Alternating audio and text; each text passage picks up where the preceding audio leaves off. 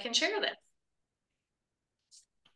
Okay, awesome. So, welcome to this interview between myself. I'm Dr. Jeni St.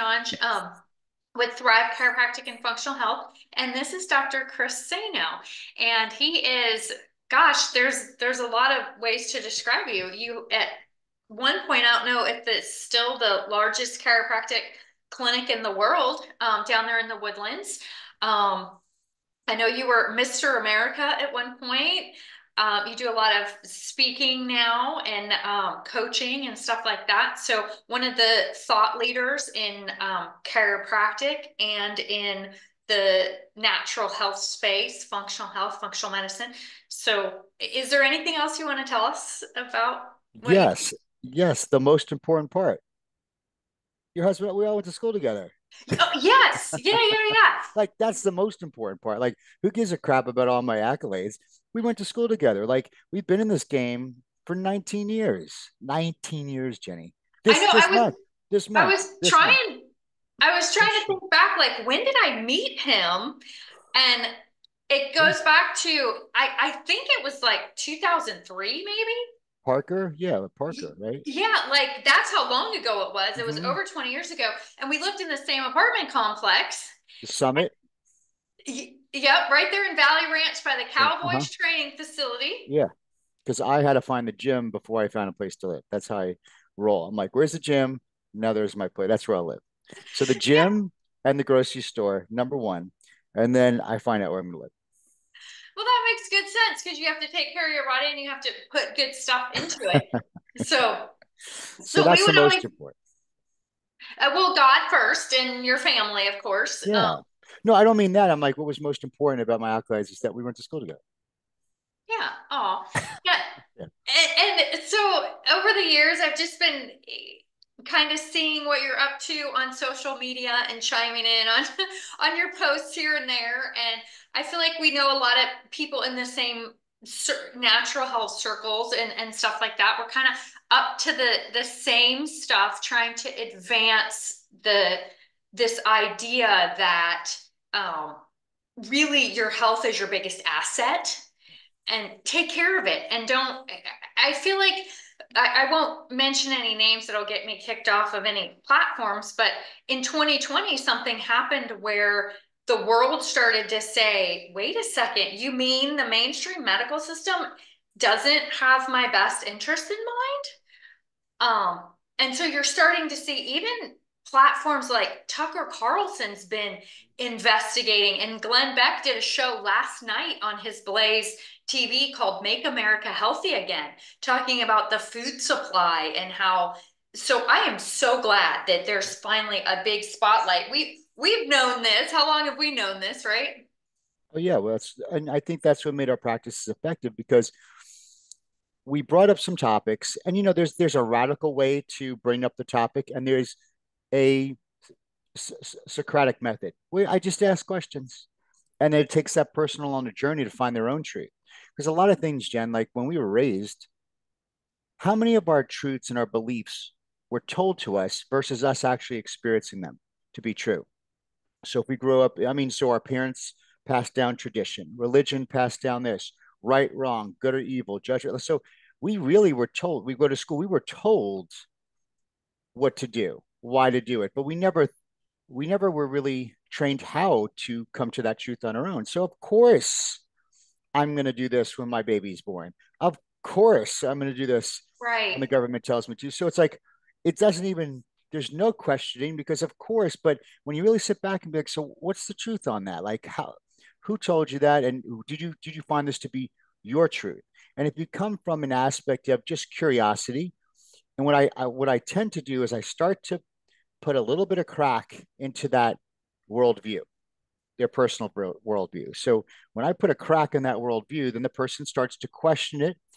They might get a little confused, which is a great place to be because when you're confused, then it starts the seeking of truth on your merit.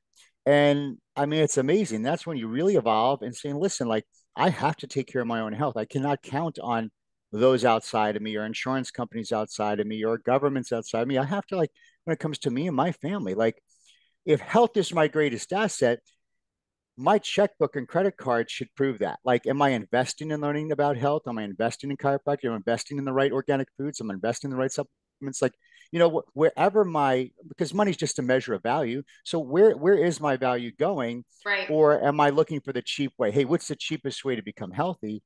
It's not going to work out too well. So it's just getting certain principles down. Yeah, absolutely. I love that. And I think what you're seeing now is there's a lot of people, if they're following current events and stuff like that, they're looking at what happens when the government steps in to help. And is that what you want?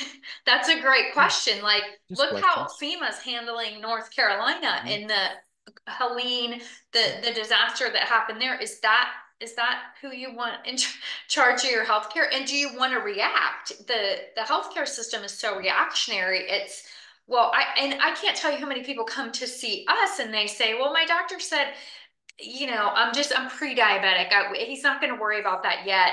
Once my A1C gets to, 6.0, then he'll put me on metformin or whatever.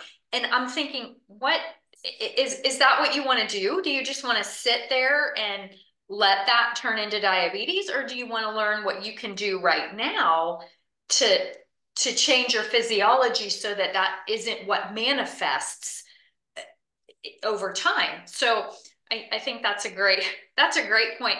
I don't want the most scary words to me are I'm from the government and I'm here to help. Like, Mhm. no thanks, I'll help myself.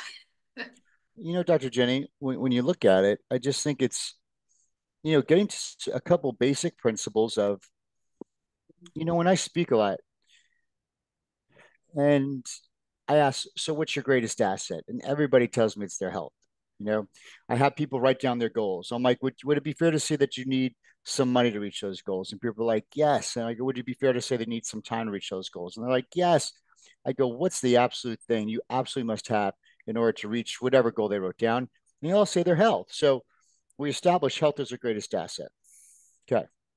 So the next question, where you see, not everybody's aligned on is, so what is health? If I surveyed everybody, what is health? And then you get all types of different answers. So health, people are trained to say, well, I look a certain way. So you look good. You're on the cover of magazines, or I felt good. Or I'm healthy because I take 6 different cholesterol medications. Or I'm healthy because I'm doing way better than my neighbor down the road. So what are we really measuring health at? And so we tend to see that the majority of us, we're raised to believe health is how we look or how we feel. And then if we base on how we look or how we feel, then health is something that we react to when we don't look good or we don't feel good. But like you said, when you react to it, it's too late, because the top two disease killers, cancer and heart disease. I'll ask people, how many people have some type of blood pressure, cholesterol, heart, something in your family? Half the room. How many people had someone close to them cancer? Other half of the room. And the thing is, you know, can you have heart disease and not feel it? And the answer is like, yes. I go, can you have cancer and not feel it? They're like, yes. I go, wow, isn't that crazy? So we believe health is how we look or how we feel. However, the largest disease killers in the world today are the actual things that we don't see and we don't feel.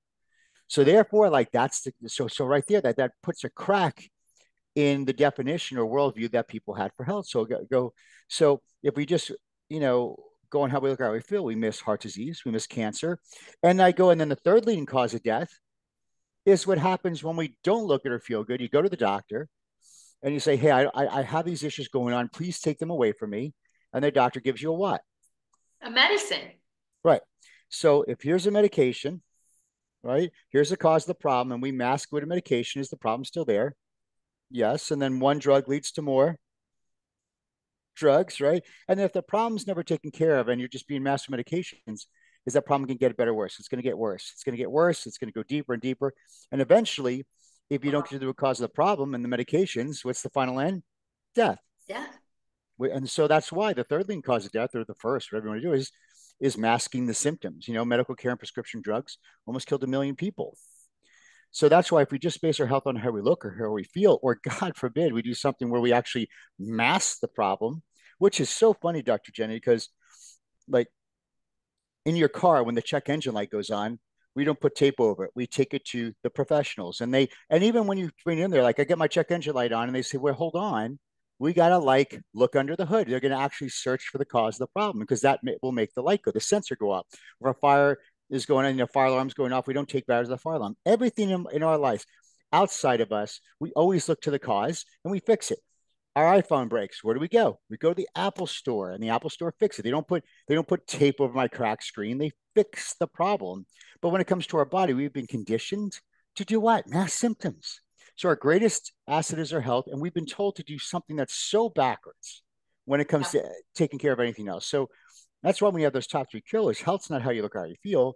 And this is the time where you and I are able to introduce the definition, not our definition, but the World Health Organization definition that health is the optimal functioning, keyword function, of your body, mentally, physically, socially, and spiritually. And it's not merely the absence of a sickness or disease. So we were never taught that definition, but that is the definition of health.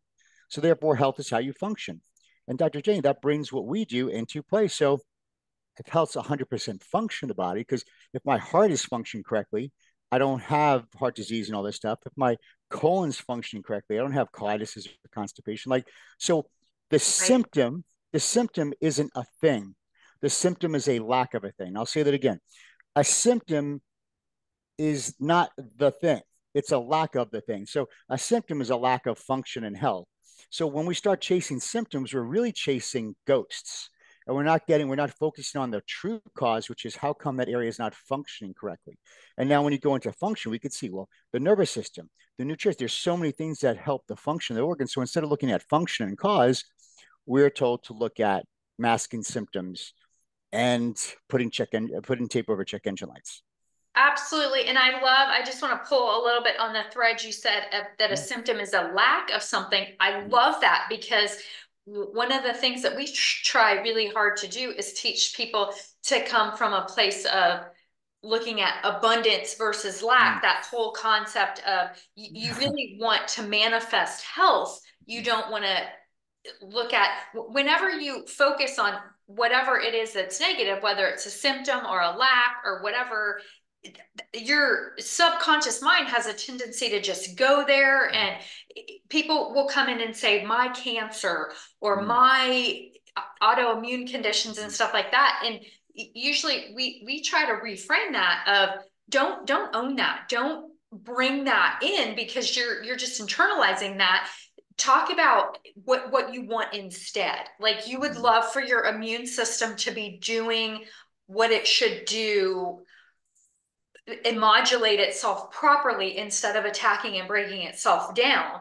And whatever name that autoimmune condition, there's 150 different ones that we can name that tune all day long. But what we want to do is we want to focus on getting your immune system to behave properly and do what God designed it to do, because it's the best thing you've got. It's your best line of defense against everything. So I love that. I never thought of a symptom that way, as a lack of something, which is a lack of health or what you need your body to be doing. But I love that. That's a great Well, explanation. So we thank learned you. that quote from B.G. Palmer. It's like, instead of cursing the darkness, you turn on the light. Like, so darkness is a symptom of what? No light, right? So when we see things like, health is disease is a lack of something. It is not a normal state. And I love what you said about the personification of the disease. Well, you don't understand because, well, it was my this or my that. So, I had a horrible autoimmune disease called ulcerative colitis. And I talk about it, and chiropractic is the thing that totally changed and saved my life because it got to the cause of the problem. My body was able to then be in the environment to heal itself. And every time I told my story, I realized every time I told my story, I told the deepest, darkest parts of my life, and I brought it into the light. And I talked about it. And I realized that when I look back, I'm absolutely blessed I went through that experience because, see, it was never mine. The disease is never yours. It's a lack of something. But then when I realized that it wasn't a disease, life was not against me. There was blind spots going on that I didn't know about, corrected the cause, the body healed itself. So this autoimmune disease was never my ulcerative colitis. It was an experience that I loved. I was so happy to go through looking back now. It sucked at the time, but if I didn't go through that experience, I wouldn't have found the true principles of health. I wouldn't have go back to school to become a chiropractor. So looking back, where people will like sit in the ashes of an issue of their life, whether it be physically, mentally, marital, or and they sit in the ashes of it, not realizing that that could be an absolute springboard if they choose to see the cause and choose to see the blessing of that. But the only way you see the blessing is seeing that it was an experience that you went through in order to expand. Or for me, it was a hockey stick. Like, man, it was a quick boom, that caused me to course correct my life into a totally different path. So, I mean, looking back and that in life, if we could see things in that, and I have this thing, Jenny, look at this. So I have this thing to remind me, like, so number one, it is what it is. Accept it. You either control it or it controls you. Then if something happens, you go like this: harvest the good. Right there. There's good in everything. Seek it and you Sure. will find. And then the third one's the most toughest is this: forgive the rest. We hold on to a lot of charge. We get upset. We hold, I say to charge because forgiveness means to let go of, completely abandon and release it. That means that when I think of that thing or I think of that person, I don't have a charge anymore because I already realized it is what it is. I already saw the good in it or the learning lesson from it. And from there, I'm able to release it. And forgiveness means abandon. That means I'm not going to like hold it over your head, Dr. Jenny, 2 years ago. Remember when you did this to me? See, so a lot of us hold and bear a lot of unforgiveness, Sure. not realizing that. But when you could see the positive or the good in whatever experience, then you're able to truly let it go and forgive it. Yeah. And I love what you said about your struggle with ulcerative colitis. And I actually knew that story because you shared it with me back probably on the treadmill at 5 a.m. at the Ranch Fitness Center when we were in there. But because I remember we were both doing the things at Mm-hmm. 5 a.m. because that was the time that we could get it done with school. And so we got to know each other. And I know that part of your story. And I know that it's just like in the Bible, God says God works all things for good to those who love him and are called according to his purpose. And things like what you meant for evil, I meant for good. Just turning that into something to launch you farther and push you forward. And so I feel like a lot of the really good healers and doctors, functional doctors, are the ones that did have some kind of struggle and just looked at the what was offered to them in terms of care options and went, I'm out. And that's where we meet a lot of our patients is they're just, and I frankly cannot believe what they tell me when they're like, oh, so Dr. So and so told me this. And I mean, it's crazy Yeah. of just what they're being and this area that I live in. I'm in Southwest Missouri, Branson area. We're very underserved in terms of all kinds of medical care. So sometimes people will wait 6 months to be told like, I got nothing for you. Here's an antidepressant because Mm, I'm not a good enough doctor to figure out what's making you not feel well. So I'm just going to give you some Prozac. right. That feels like something very common, especially for Yeah. women. They have some hormonal challenges when they're 20s and 30s and they get stuck on the birth control pill, which wrecks their gut health.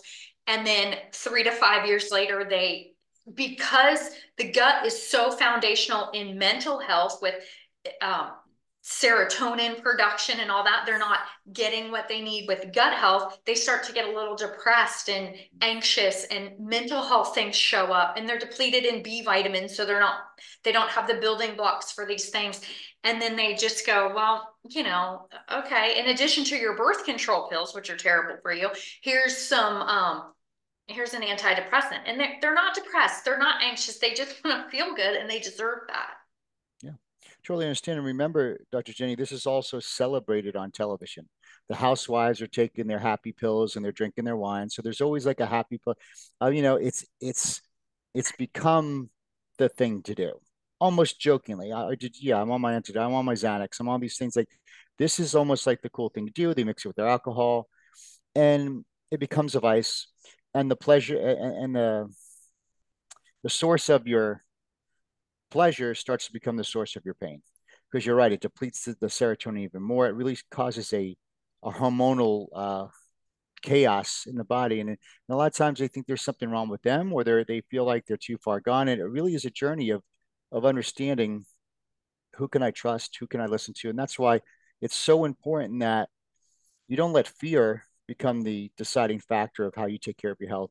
You really got to be able to sit back and listen to your gut, listen to your heart. And you know what, even Dr. Jenny, it's tough to even listen to that voice anymore because people have sedated for so long. And sedation could be medications and alcohol, or for guys, porn, or for other people, whatever. We sedate because we don't want to face the facts of what is.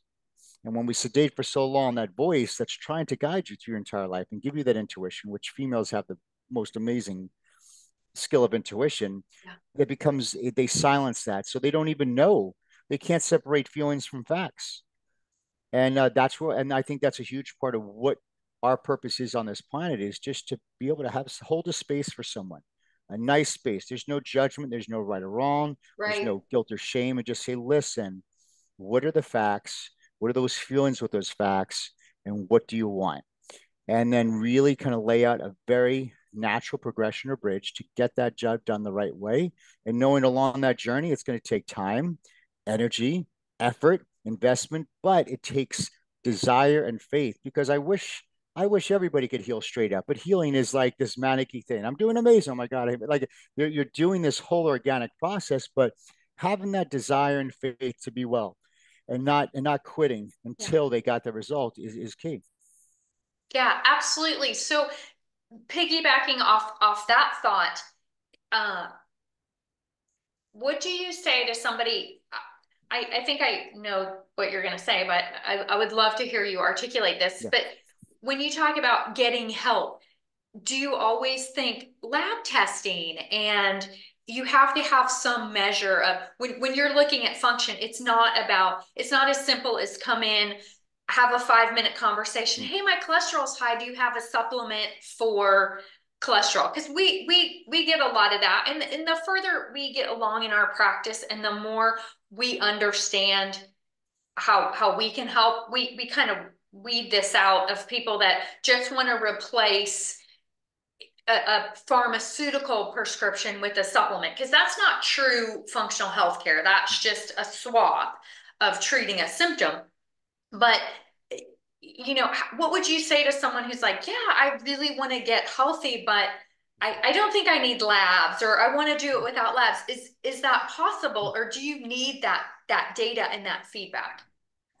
I have two things to say for that. First, the truth doesn't set you free, because truth could be emotionally charged. The facts set you free. Facts are facts. And that we never guess, we always test. So, in order for us to transform, we have to have facts. That means I could point to it. But a lot of people, you ask them, they, instead of giving you the fact, they give you the story. For instance, how much is your bank account? Instead of telling me it's $1,241.40, which is a fact, it is a number. We could point It to it. is what it Like, is, right? they're like, well, I got this deal I think that's coming through, and I bought some crypto. It's like, no, no, no, no, no. What are the facts? Because the great thing about facts is I cannot put my emotional story to a fact. Sure. Like, it's it or it's this. That's why I know when we have targets, it either was done or what, facts, no emotion. So once we establish the facts, now we could create the new reality. But if we do not establish the facts and we're basing it off feelings and all this other stuff, then we're building a future of fantasy. So absolutely, we never guessed, we test. And the more facts you have, then it is or it isn't. And we know exactly where you stand. And that right there becomes a very concrete foundation to launch off of, and go from the pit of where someone's at to the peak of possibility if they choose. Yes, thank you so much. I have to give credit to this for this saying to Genova Diagnostics is a lab that Mm-hmm. I do a lot of testing with. And one of my sales reps, he's not with the company anymore, but his name was Johnny, and he was so helpful. He was so great. And he used to always say, the proof is in the plasma. Like, it Yeah. doesn't matter what you tell me. If I see your A1C is 5.9, Yeah. that's not a good A1C. Yeah, Dr. It's J, you're so right. It's like someone's like, well, I eat a little bit of sugar. yes. Well, and here's the thing about that is we do a lot of blood sugar work. I feel like 9 out of 10 people listening to this interview and in the United States have trouble with blood sugar handling. And I see a fair amount of people who they're not eating a lot of sugar, but their A1C and their blood sugar Mm-hmm. is high because they're living in a fight or flight type of situation. And this is especially true in the demographic that I'm in. I won't say exactly how old I am, but um, I'm older now, and that menopausal transition, when your ovaries start to retire, your adrenal glands are the secondary system.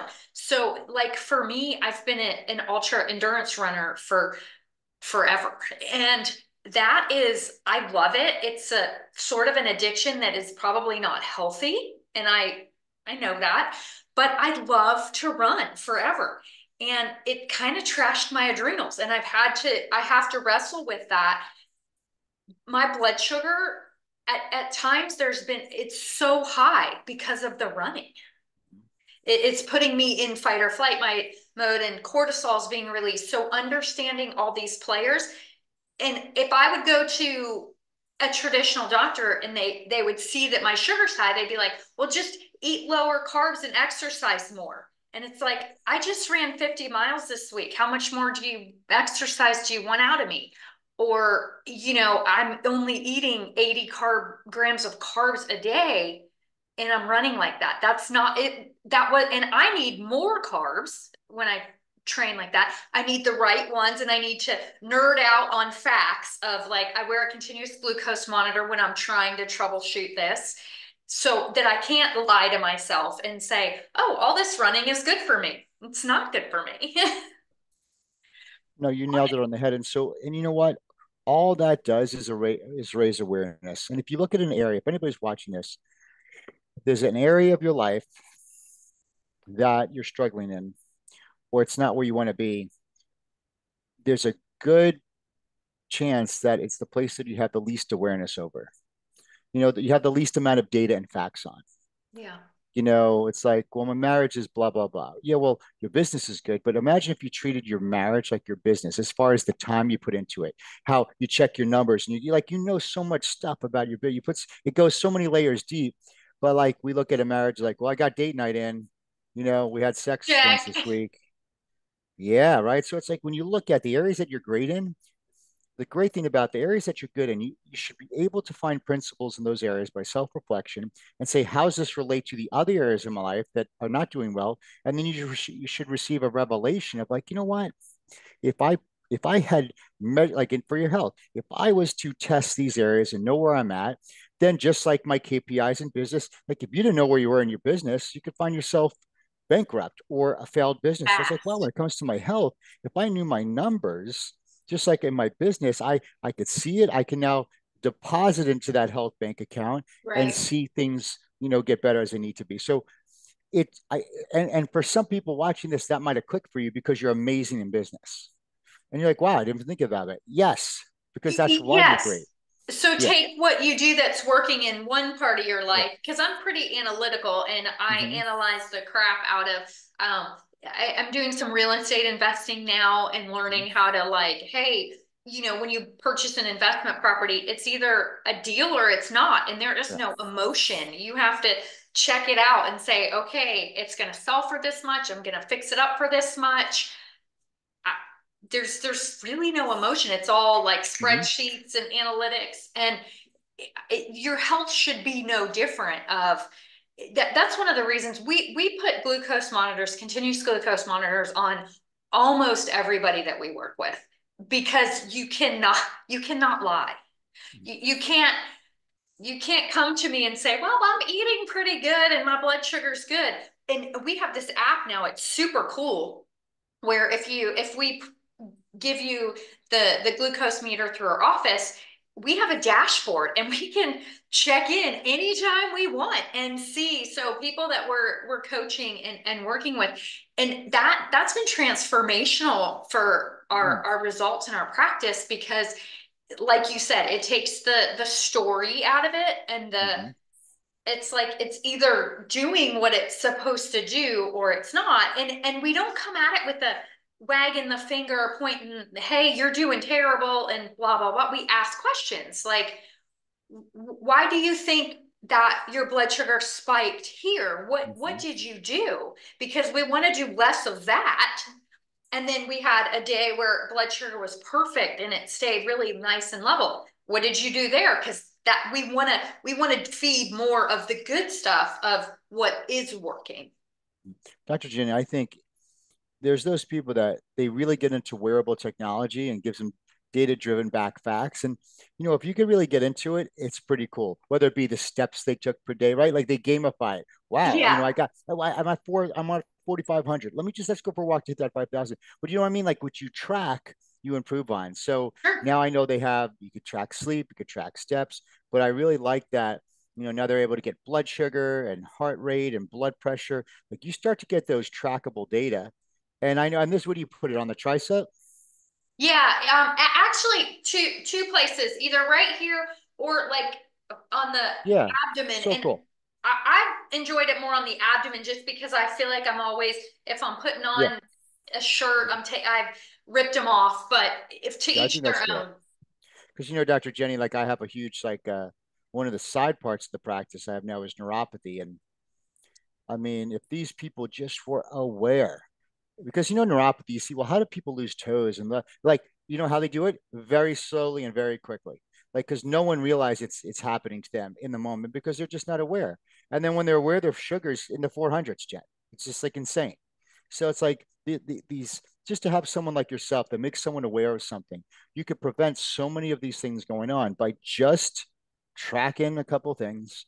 And when it comes to your health, if it's your greatest asset, like I said, it's like, why wouldn't it be the area that you want to track the most? Because, but yet we were so ingrained to be like, well, I kind of feel okay.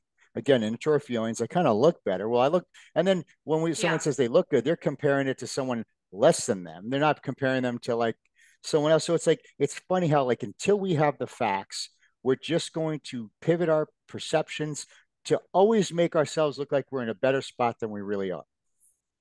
Yes, and you said something that made me think of one of the things that we get asked a lot is when we're interviewing people, we start all our whole process now with an interview with someone before we take them on as a client, just because I really don't want to get started with someone and do this beautiful lab analysis and spend all this time pouring over their health history to present them with this report that says, okay, here's your health priorities. Here's what you need to do. And they say to me, I didn't know you were going to tell me to give up gluten. I'm out. And because there's no value in that for anybody. It's a waste of our time and energy, and it's a waste of their time because they're not in the position to receive the help that they need. So we start this, we do an interview and say, hey, what are you looking for? Is your headspace in the right place? And one of the questions we get a lot is whether or not we take insurance. And I think what you said there is so right, because if you're waiting around on somebody from the outside to come in and give you, pay for your care or do whatever, they're not going to do it. They're running like three tests, three very simple blood tests, and they don't even look at them functionally. They just look at them from, hey, you have a disease or not. The blood sugar, when you were talking about that really caught me, because a lot of people will say, I've been told I'm insulin resistant. And then the first question I have for them is, has anybody ever run your insulin? And they say, no. They just told me my fasting glucose was a little too high. And they hadn't ever run an A1C, which is an average, but even the average doesn't tell the story the way a challenged insulin. So, like when we run our lab tests, we have people eat what they normally eat for breakfast and go have their labs done, because this tells us how hard their insulin has to work Mm-hmm. to keep up with what they're doing every day. And then we Oh, can yeah. and then we can talk to them about their insulin and have a true conversation. because if you're in the neuropathy space, you know that sugar is it's very damaging. It's like that sugary scrub you get to wash your hands and it's Mhm. abrasive. Well, it's doing that inside of the Yep. lining of your arteries, and that's why your little pinky toes and your fingers Mhm. and your eyes are getting damaged by all that sugar. So, Oh um, yeah, it's like molasses, and it affects the kid. They think it just sugar. Sugar is kidneys, sugars. I mean, since in the last 65 years, diabetes, neuropathy, and heart disease has raised 1,267%. So that's in the last 65 years. And the thing is, the one thing for that is you're going to see lifestyle and food. You could definitely see how those things changed. yeah. What is one thing that if you're speaking to an audience of people that say their health is their biggest asset, because if you've been listening this long, then obviously you're concerned about health is a great Yeah. asset. What's your best piece of health advice? You have a big voice in this, and I appreciate Yeah. your time today. And so that's one thing. Like what would you say if I have to leave people with one big thought on this? Well, I always go to the foundation health. So if health is 100% function of the body, then we need to look at what controls function of the body. And then it actually turns it. See, a lot of people look at health on the outside of them. But if I say if health's 100% function of the body, what controls all function of everything, people can say, "What's my brain and nervous system?" So at least I get them aware of the nervous system because at least that's the master Yeah. control system. And that's within. So all life, all health, all healing, every single bit of information that knows that person in perfection. In fact, it's the same intelligence that created them from two cells. So they all agree that when you went from an egg and a sperm to a human being in 9 months, everybody agrees that was the miracle of what? Miracle of life. Everybody agrees that. Then I tell them, okay, that intelligence that created this miracle of life when you were born, what happened to it? And then people freeze. And then they get the aha moment. They're like, it's what? It's still with me. Yeah, it didn't It's come out still with the there. placenta. Yeah, it didn't go out with the placenta. It's still in you. And I go, so if you consider that the miracle of life, so, you know, um, I go, what do you still? I go, you're still the miracle. Because the only difference between you and a baby, you and you being a baby, is you're just the bigger baby.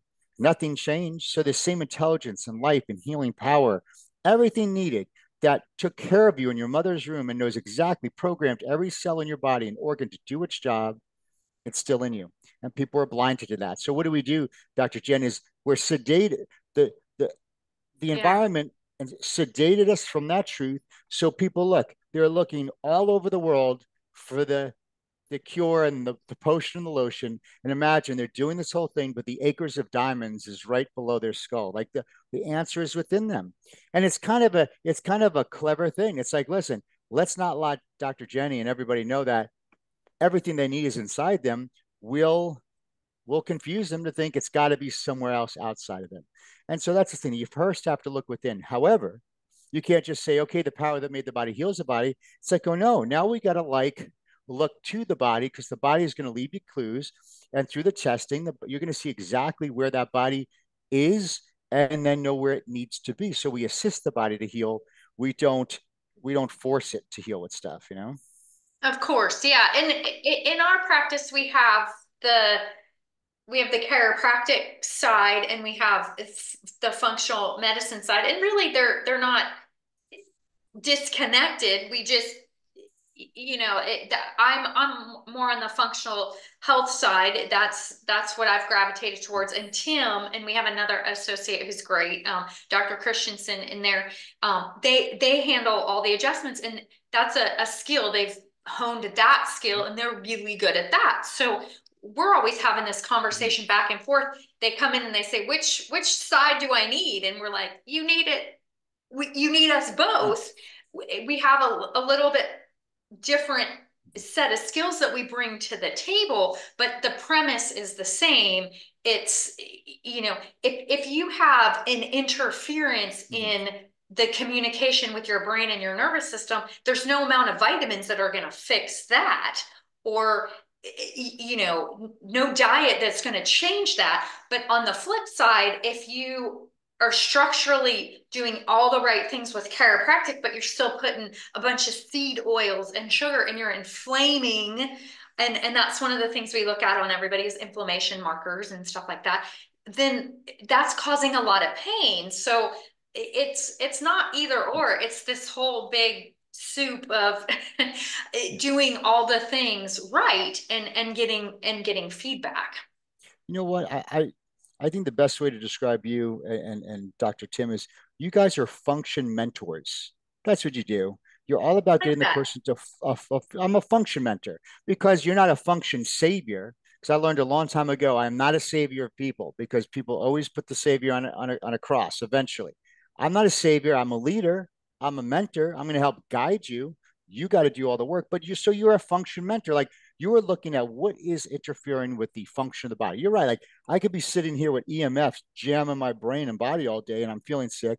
I could have mold coming out of my vents over here. Right. You could adjust me all day long. I'm still going to feel like crap. So you're able to assess the body and be like interference, interference, interference.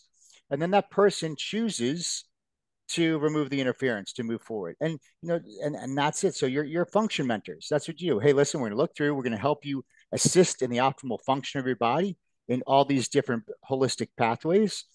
And you will be better. Like I always tell someone, like, they're like, man, I still have this pain. Let's say, I'm like, would you rather have that pain with a highly dysfunctioning body, or would you rather have the pain with an optimally functioning body? And the thing is, like, and they get confused. I'm like, optimally functioning, like, because at least you have a chance to heal. Because sometimes, you know, the body only could take so much, and some damage is damage.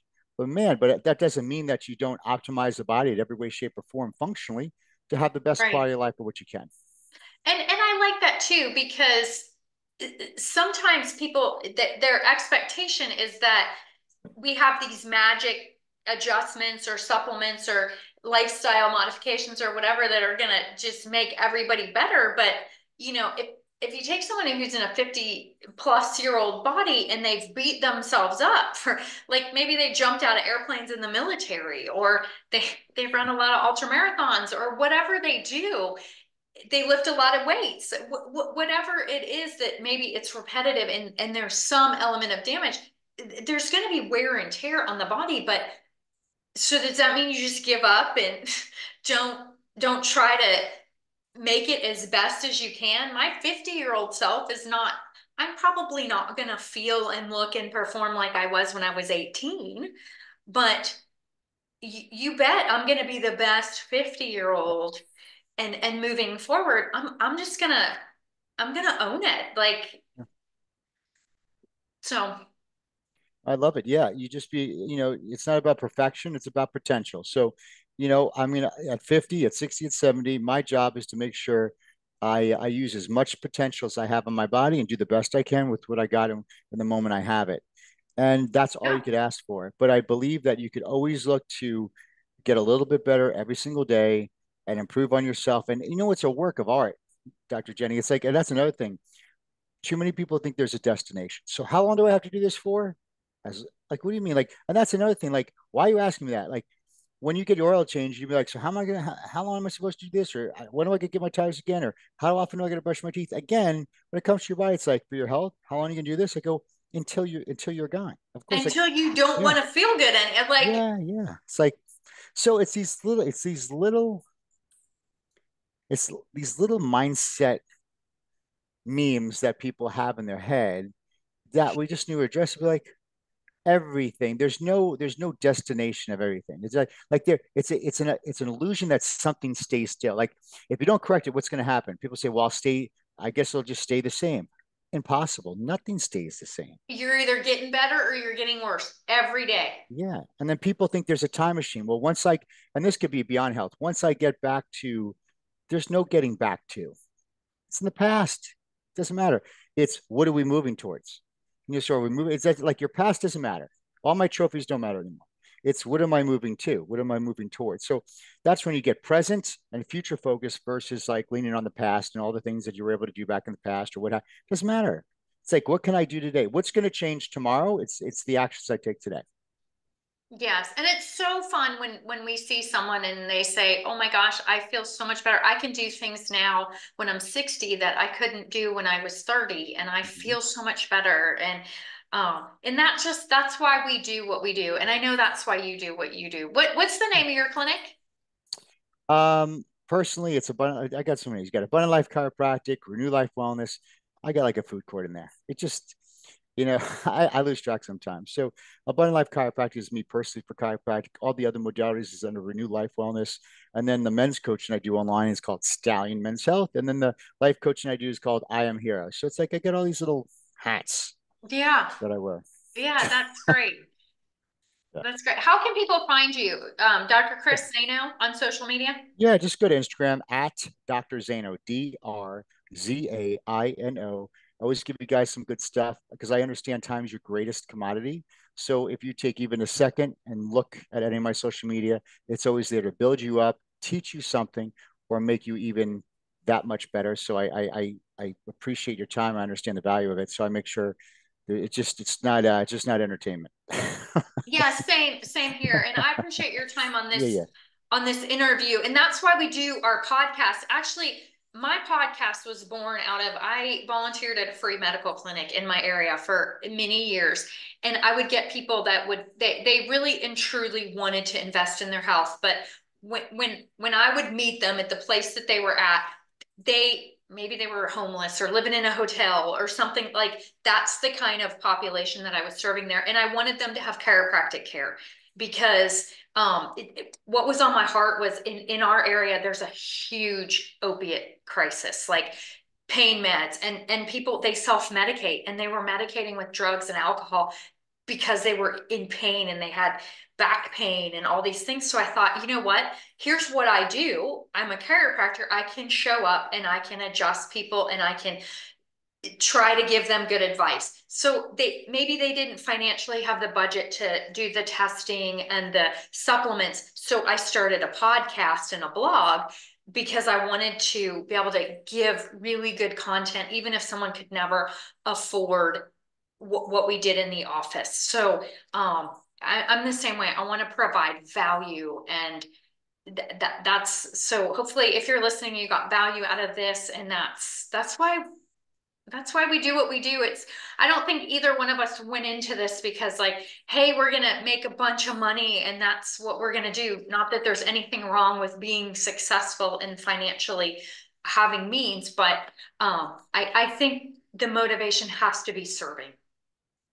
I agree. Thank you, Doc. So yeah, thank you for your time. And it was really great to talk to you again. I Yeah, love yeah, it's seeing good. your stuff. That's awesome. Well, I Yeah. appreciate everybody who's watching. Hopefully, it give you some really good value. If not, watch this over again, take some notes, and share it with friends, family, and continue to show up. Yeah. Thank you. Thank you. Bye, Bye, Chris. guys.